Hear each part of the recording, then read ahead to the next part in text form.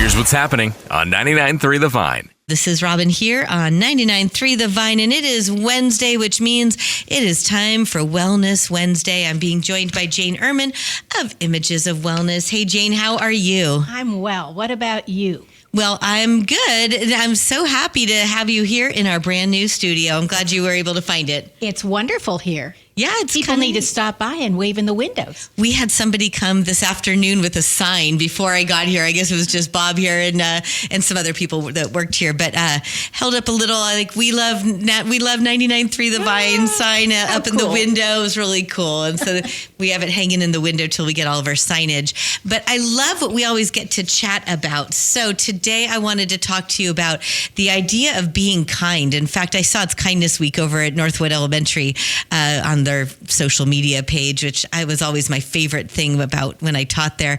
It seems like such a simple thing to do. Just be kind. You know, we say it all the time. And yet we notice a lot of unkindness, people being rude, insensitive, inconsiderate.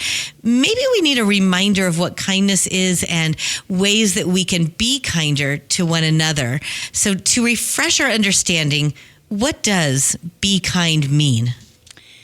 You know, Robin, kindness is being considerate, being courteous to others and thoughtful, sympathetic when someone's going through a tough time. It's being nice to others. We were all taught the golden rule, treat others the way you want to be treated. When someone is unkind to us, kindness is about giving them the benefit of the doubt. Maybe they're having a bad day. Maybe they aren't feeling well. We can choose to be kind anyway. Does there seem to be more unkindness these days? I believe so. In our culture of high volume texting and messaging, memes and social media, we've become less aware of the impact of our words, gestures and actions, particularly toward others. And when all you do is text, you miss out on someone's tone of voice, their cadence and inflection in their voice. You don't see the person's facial expression and body language. And all of those pieces give you a really full understanding of what's being expressed by the sender and felt by the receiver. In some current culture, some of the texting is a way to avoid connecting directly with someone. Right. I think a lot of times we do it just because it's quicker, it's simpler, get the message across as opposed to picking up the phone. But you're right, you miss so much from that. And it's easier to be unkind and inconsiderate because the person isn't looking at you, isn't there with you, and you don't have to witness how what you're communicating might affect them. For example, there are people who break up with somebody by text. Or we know about ghosting somebody. Right. Yeah. Sending rude or hurtful memes rather than having a personal conversation. If this is the main way you communicate, it's easy to become insensitive. Absolutely. It's just one of those things where when you're hiding behind a keyboard and you don't have to say something to somebody's face, it's easier to feel a little more anonymous, which can embolden people.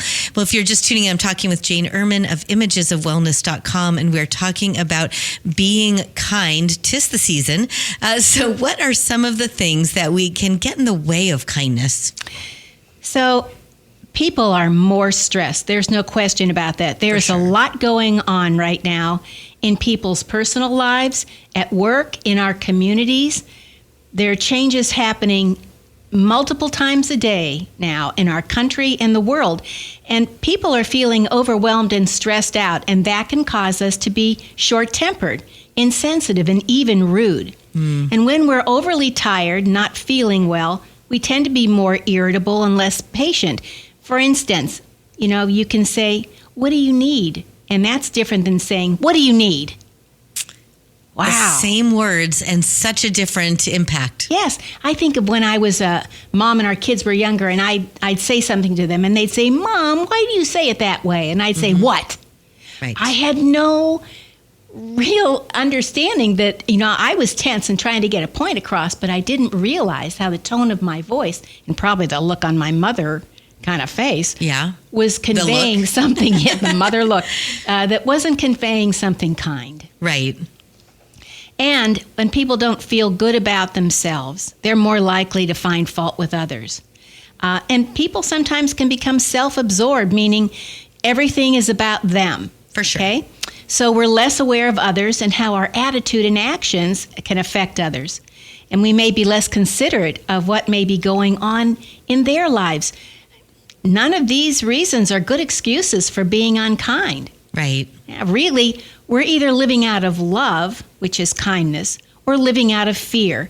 And fear meaning anger, resentfulness, being jealous, afraid someone's going to do something to you or say something to you that's going to hurt you, so you lash out in anticipation of their unkindness. Well, given this level of stress and tension in our lives, because it is very prevalent, what can we do to be kinder? Keep that in check. That's a great question. Manage and relieve your stress before it builds up and overflows into that slightest that irritation. Make time and space to release that stress in healthy ways. For instance, get some physical activity in. Walk, bike, dance, swim, gardening, pulling weeds, shoveling dirt, planting things, or laughing at a good movie or crying at sad ones. Talk to a friend. Have a healthy adult tantrum. Have I ever talked about adult tantrums over here? I think we've kind of touched on it. Go and get a wiffle bat at the discount store and an old cushion or pillow at home, and put on some energizing music that fits your mood and beat the daylights out of that cushion. It's not about imagining a face on that cushion or anything like that. It's about feeling the tension in your body and getting it out. And depending upon your surroundings, you might even want to yell. Absolutely. I think you would. A second one is be responsive instead of reactionary, which is being edgy and feeling, that feeling of waiting for the other shoe to drop, that flying off the handle kind of feeling. For example, if someone cuts you off in traffic, you react by laying on the horn, right? Yelling a few unkind words, and for some, even a rude hand gesture. Instead, I recommend give the person some space. Physically as well. Give their vehicle a little space and take a breath. Give them the benefit of the doubt. Maybe they were distracted and didn't see you, or they're in a hurry and maybe for good reason. And haven't we all unintentionally cut someone off at some point? Absolutely. So, pause and check in with yourself. What are you thinking and feeling? And you might think, hey, I'm over here in this space. What are you doing? I'll show you. And that's that irritating kind of thing. Keep from taking things personally. It wasn't about you. Choose to respond with kindness. Choose to treat someone as though the way you want to be treated if you cut them off. And the last one is recognize your energy versus someone else's energy. And when you notice your energy and other people around you, be careful to recognize they may be in some negative kind of a funk. And if you're not careful, you can get sucked into that too. So stay in your own energy and check it, and stay grounded in your energy. It's so easy for it to become contagious. We're talking about being kind with Jane Ehrman of Images of Wellness. So Jane, tell me, is being kind about looking beyond ourselves and to others? Yes, it's being aware of the bigger picture, what others are experiencing or how our responses might impact others. We're all connected. The words we use, how we say them, and how we act affects others, just as what others say and what they do affects us. We all have struggles and challenges. That's an important thing to remember. A person may look like they're doing great. They have a big smile, they look confident, and it's a lot like a duck gliding on a smooth lake. But in reality, they're paddling like crazy underneath. Right. Yeah. So consider that. How do you want people to treat you when you're having a tough day? My guess is you want them to be sensitive. You want them to understand and be kind. We just have no idea what's going on in people's lives. We don't. And so some other ways to be kind is to remember to say please and thank you. When you do that, people feel acknowledged and appreciated.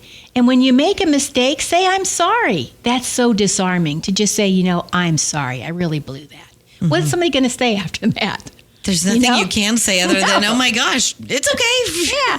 When you're walking down the street, make eye contact with strangers and smile and say hi when you walk by. Let that person merge into traffic. It's just about traffic time, isn't it? Right? Yeah. And take a calm breath or two when pedestrians are slowly crossing the street that you're trying to make the turn on. Yeah, that's important. Right. Help that short lady at the store by reaching that item on the top shelf, because it might be me. Yeah, or me. Yeah, thank Yeah. you. I love it when people offer to do that. Yeah. I used to climb those, but those shelves, Yep. I don't do that anymore. Hold the door for someone and let the person with just a couple of items go ahead of you at the grocery store line. Oh, that's always such a nice little thank you. Sometimes it's easier to be kinder to others than it is to ourselves. I've always find that. What are some ways that we can be kind to ourselves? Robin, that's a great question. Notice your self-talk. No one talks to you more than you talk to yourself. Are what you're saying to yourself positive things or negative things? You know, like, gosh, that was a dumb thing to do, or I'm such an idiot. My guess is if you probably have a couple of favorites you can add to that. But now, would you say those kinds of things to your best friend? Probably not. You wouldn't say, hey, you're a real idiot. Want to go to lunch? Yeah. My guess is they wouldn't want to. So Right. Talk to yourself the way you would to your best friend. Speak kindly, positively. Other ways are forgive yourself when you make a mistake. Learn from it, make amends where it's possible, and then let it go. Being human is about progress, not perfection. Be kind to your body. Eat good food. Listen to your body. It'll tell you when it's tired and needs to be rested. And stop referring to injured or hurting parts of your body as your bum knee and your bad hip. Who wants to be known as the bad one? Right? Well, it's not a great hip. Well, there's that. Take breaks. You know, sit for a few minutes, chill out, get quiet and still for a little bit. And, you know, finally, just have compassion for yourself when you're going through tough times. Express your feelings in healthy ways. You might want to write about it or, again, watch a movie that'll help you laugh or cry or talk with a friend, go for a walk, those kinds of things. So, Jane, when it comes to kindness, what do you want us to remember? Treat others with kindness. It creates positive changes in you and in the world around you. Choose to be kind. Connect with your best self. Respond from your heart kindly.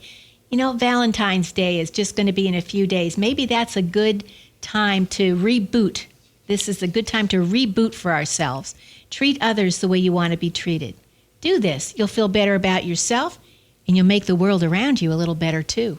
We could all use a little bit of that. So thank you, Jane. We've been talking with Jane Ehrman from imagesofwellness.com about being kind. I love our little bi-weekly reminders. Thanks so much for coming in. You're welcome, Robin. 99.3 The Vine is owned and operated locally by Wind Down Media.